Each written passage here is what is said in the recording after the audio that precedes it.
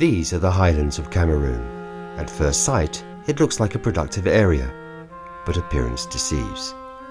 Every year, this plot of tea produces less tea and needs more and more chemical fertilizer because the soil is poor and degraded.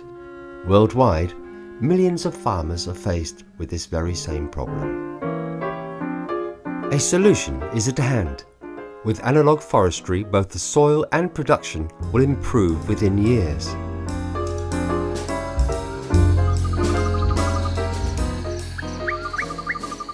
We strive for a system which is more inclusive, where local farmers are included, which is sustainable, so healthy for the environment and the consumers in the end, but also economically profitable for all actors involved. Is this the good way of producing coffee in your view? In actual sense, no. I would very much like to see this farm interspersed with different kinds of crops, different kinds of citrus plants, so that more organisms and more inputs can be put into this place so that it enriches the soil. And a rich soil means a steady ecosystem. Land degradation due to intensive agriculture and deforestation contribute to carbon emission, which is one of the main causes of climate change and unpredictable weather conditions. But why not get the carbon back into the ground and restore these degraded areas? Let's take this tea plot in Cameroon, for example. When it is intercropped with perennial fruit trees and plants like coconut, mango, berries, nuts or medicinal herbs, then over time a food forest develops that keeps itself in balance. The tea can still be harvested, even in the shade. When you are talking about dry, the dry doesn't mean that you cannot have initiative to reverse the situation. And today, farmers in Niger reverse the situation. They are doing the initiative of regreening. Different methods are used to restore degraded plots into a more productive ecosystem that yields food. In dry areas, it's more about protecting young sprouts against external factors like wind and animals, the so-called assisted natural regeneration. In other climates, trees are planted according to a well-balanced design. Because analog forestry, the goal is to create a natural forest or to mimic the natural forest which is complex, which is stable, and which will eventually be resilient to all kinds of environmental disturbances. With analog forestry, a forest is designed especially for that climate and the particular condition of the soil. It is built according to the 7 layers principle, from the canopy at the top to the smaller trees and the lower plants at the bottom. Every layer yields products which can be harvested. Every layer has its own function, whether it is to filter water, to improve the soil, or to grow medicinal herbs and food crops. And this system change towards sustainable productive ecosystems is one of the aims of the Dutch-based program, Rich Forests. As a matchmaker, Rich Forests work together with the Analog Forestry network and has trainers and training centers in Sri Lanka, Cameroon, Costa Rica, Honduras, and in the Netherlands. To give analog forestry a boost in Africa, Rich Forests connected with 14 African NGOs from 9 different countries to join forces.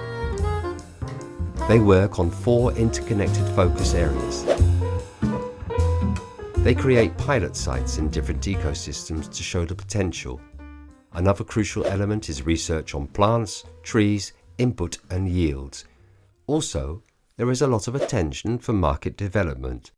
And the last pillar is advocacy, promotion and creation of an enabling environment.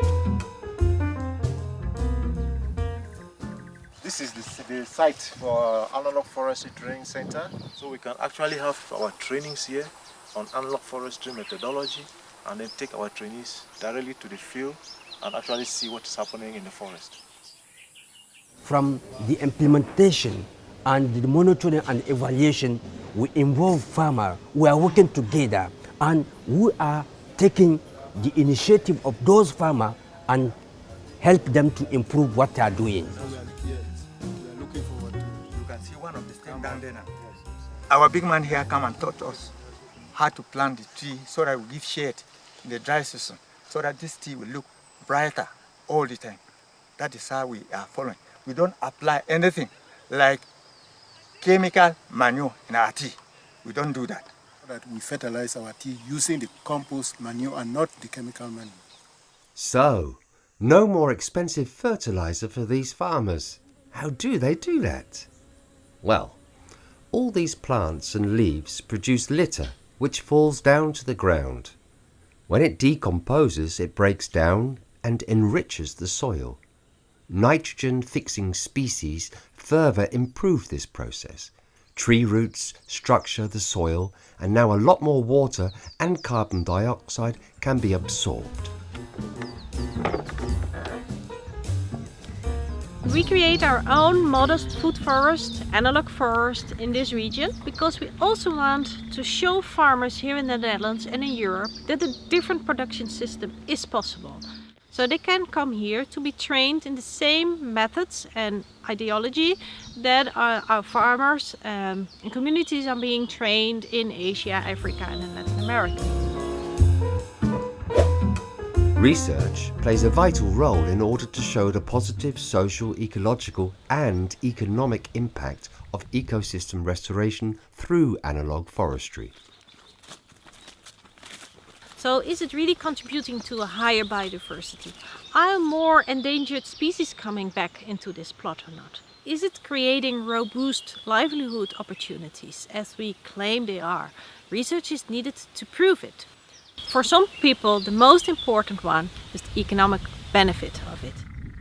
So we have created a monitoring and a calculation model which allows you to compare your monoculture plot from an analog forestry plot. And then you calculate all the input and outcome for the coming 20 to 25 years. And it really shows the difference.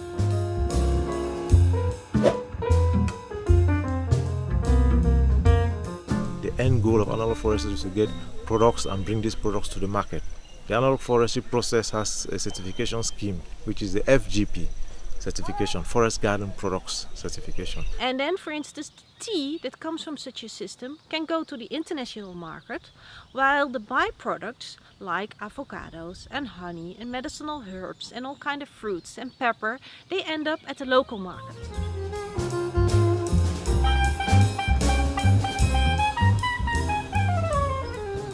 One interesting example comes from Cameroon, where you have a cooperative of tea farmers who are really interested in using the analog forestry technique on their plots.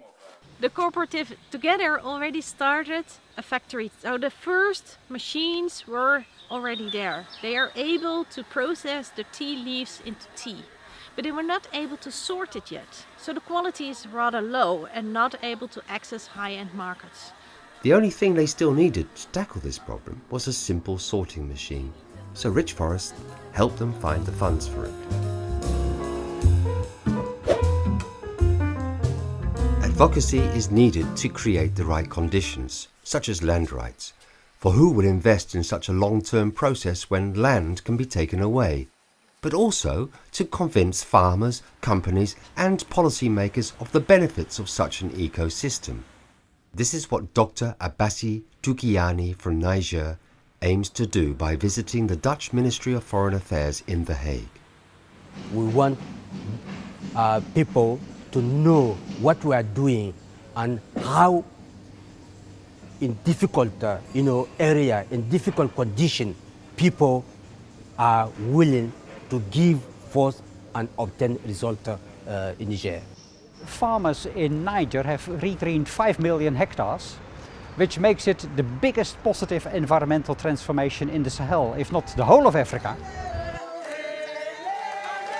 In October 2015, Rich Forests arranged a meeting in Cameroon with several organisations which all strive for a more sustainable form of agriculture. This initiative give me force, give me idea, give me initiative to link what I'm doing with the aspect of market. Together we can use the concept of analog forestry to reach a wider group of people within the continent.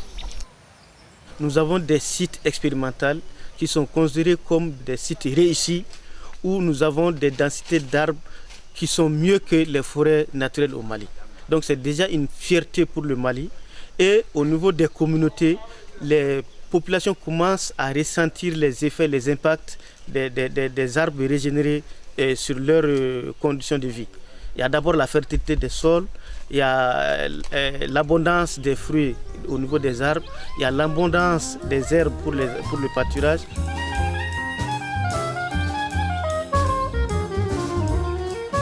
It doesn't matter that much whether you're working in the field of food security, climate change, poverty reduction, carbon stock, or many other crises or topics that are bothering us nowadays.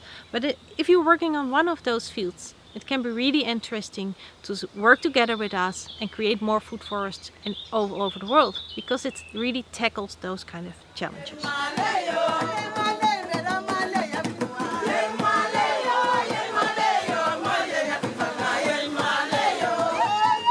Someday, we don't know when, in maybe the near or the far future, but we hope that it should be the near future.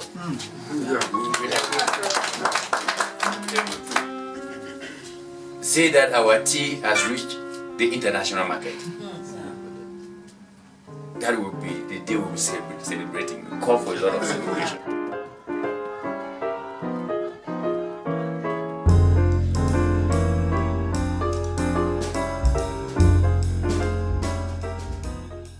And then when you would ask me, can we feed the world with analog forestry products? Yes, we can.